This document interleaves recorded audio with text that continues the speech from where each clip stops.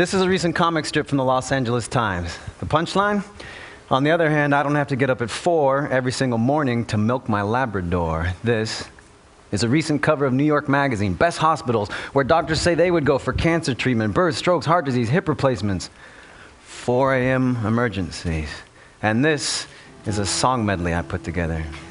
It's 4 in the morning, the end of December. Well, it's 4 in the morning by the sound of the birds. 4 in the morning, crapped out, yawning.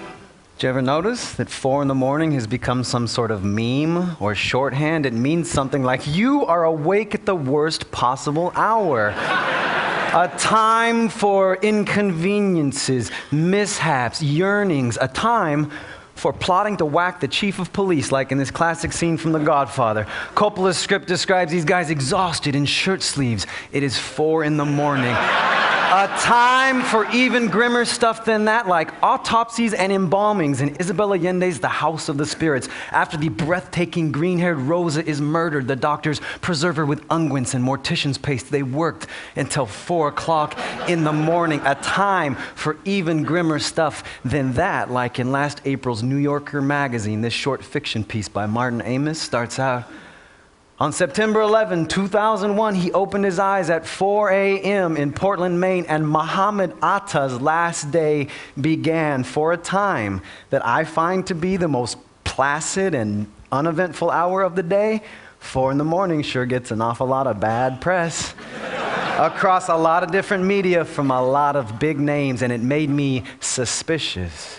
I figured surely some of the most creative, artistic minds in the world really aren't all defaulting back to this one easy trope like they invented it, right? Could it be there is something more going on here? Something deliberate, something secret. And who got the 4 in the morning bad rap ball rolling anyway? I say this guy, Alberto Giacometti, shown here with some of his sculptures on the Swiss 100 franc note. He did it with this famous piece from the New York Museum of Modern Art. Its title, The Palace at 4 in the morning. 1932. Not just the earliest cryptic reference to 4 in the morning I can find. I believe that this so-called first surrealist sculpture may provide an incredible key to virtually every artistic depiction of 4 in the morning to follow it. I call this the Giacometti Code, a TED exclusive. No. Feel free to follow along on your Blackberries or your iPhones if you got them. It works a little something like this. Is a recent Google search for 4 in the morning. Results vary, of course. This is pretty typical. The top 10 results yield you 4 hits for Farron Young's song, It's 4 in the Morning.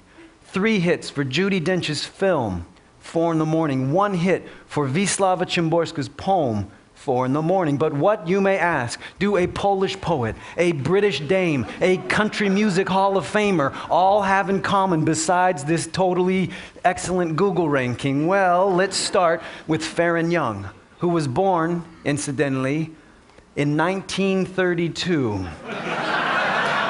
1996, he shot himself in the head on December 9th, which, incidentally, is Judi Dench's birthday.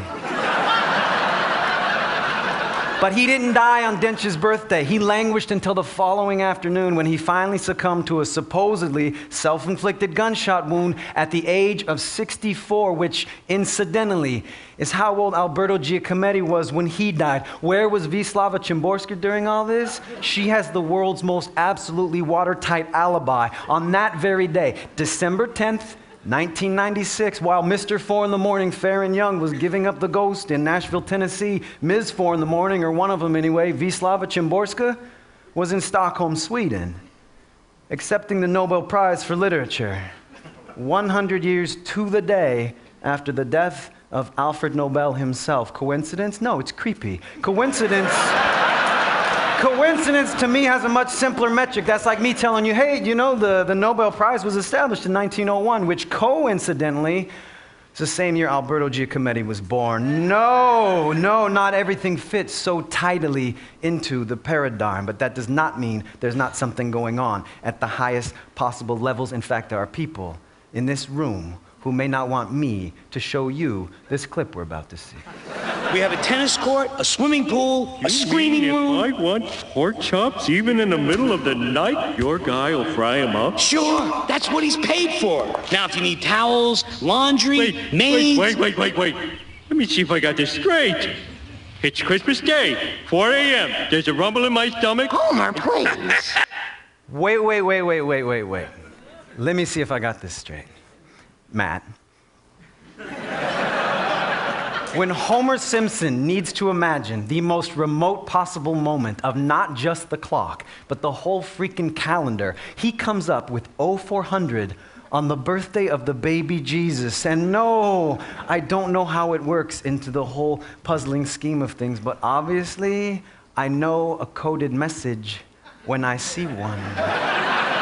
I said, I know a coded message when I see one. Folks, you can buy a copy of Bill Clinton's My Life from the bookstore here at TED, parse it cover to cover for whatever hidden references you want. Or you can go to the Random House website where there is this excerpt. And how far down into it you figure we'll have to scroll to get to the golden ticket? Would you believe about a dozen paragraphs? This is page 474 on your paperbacks if you're following along. Though it was getting better, I still wasn't satisfied with the inaugural address. My speechwriters must have been tearing their hair out because as we worked between 1 and 4 in the morning on Inauguration Day, I was still changing it. Sure you were, sure. Because you've prepared your entire life for this historic quadrennial event that just sort of sneaks up on you. And then, 3 paragraphs later, we get this little beauty.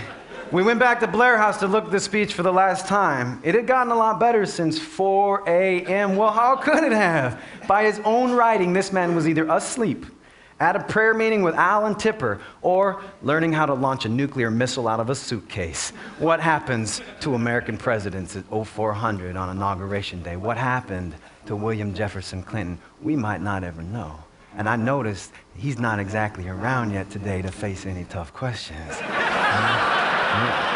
It could get awkward, right? I mean, after all, this whole business happened on his watch. But if he were here, he might remind us, as he does in the wrap-up to his fine autobiography, that on this day, Bill Clinton began a journey that saw him go on to become the first Democrat president elected to 2 consecutive terms in decades, in generations. The first since this man, Franklin Delano Roosevelt, who began his own unprecedented journey way back at his own first election, way back in a simpler time, way back in 1932, the year Alberto Giacometti made the palace at 4 in the morning, the year, let's remember, that this voice, now departed, first came a-crying into this big old crazy world of ours. And it's 4 in the morning, and once more the dawning just woke up